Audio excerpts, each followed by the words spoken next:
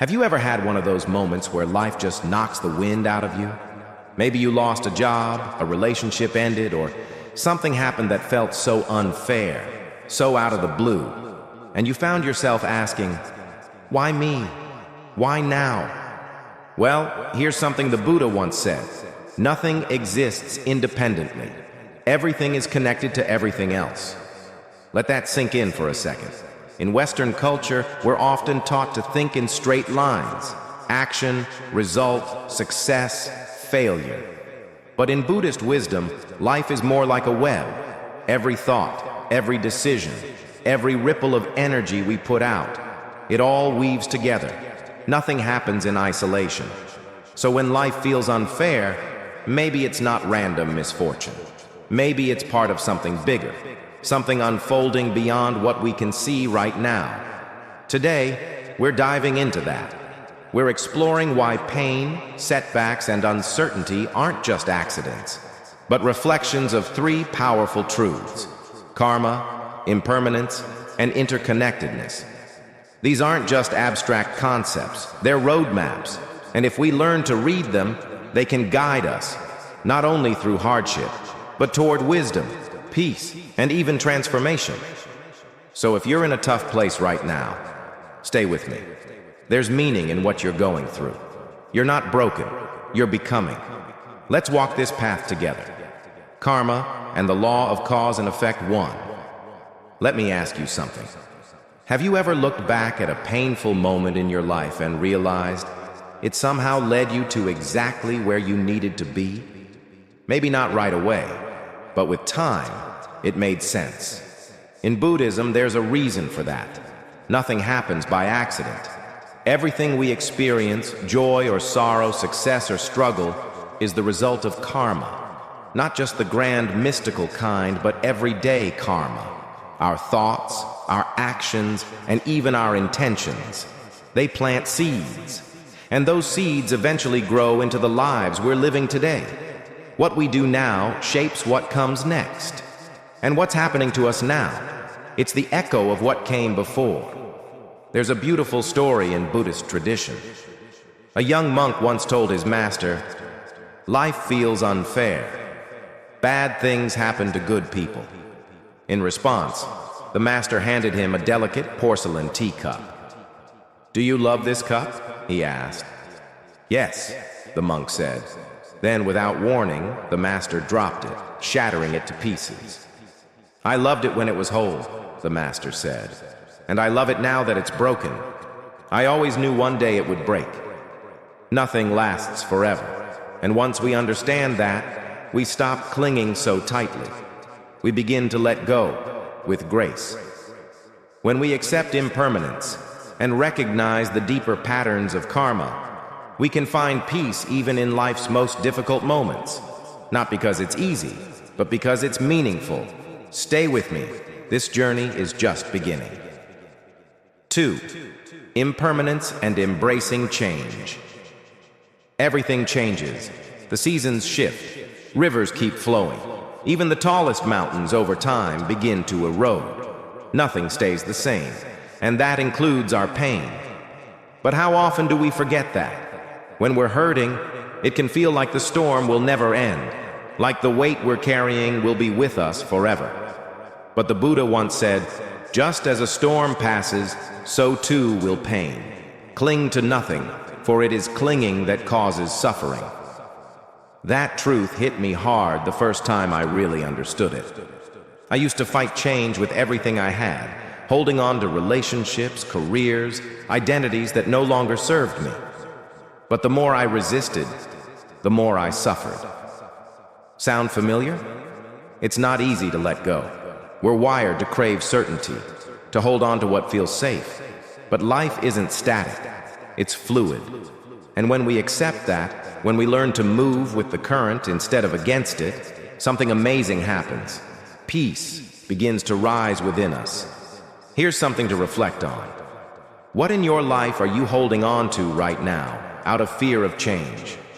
And what would it feel like to gently, just for a moment, let it go? The truth is, pain is temporary. So is joy.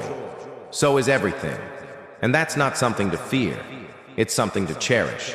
Because in the ever-changing flow of life, each moment becomes a gift. Let's keep walking this path together. 3. Suffering as a teacher. Let's talk about suffering, not as something to fear, but as something to learn from. See, many of us grow up believing that if life is fair, we shouldn't have to suffer. But Buddhism offers a different perspective. Suffering isn't a punishment, it's a teacher. There's a beautiful Zen story that illustrates this. A young monk once asked his master, "Why must we go through hardship?" The master pointed to two objects, a piece of coal and a diamond. Then he said, "Both come from the same source, but only the diamond has endured the pressure." Think about that for a second. It's the pressure, the friction, the challenge that transforms something ordinary into something extraordinary. Just like the fire that purifies gold, our struggles can shape us, building patience, strength, and deep compassion we never knew we had. I've seen this in my own life. Some of my hardest seasons, loss, failure, disappointment, turned out to be the ones that taught me who I really am. And maybe you've experienced that too. Maybe you're going through it right now. If you are, ask yourself, what is this moment trying to teach me? Because every hardship carries a hidden message, a seed of wisdom. And when we stop resisting and start listening, that's when the real transformation begins.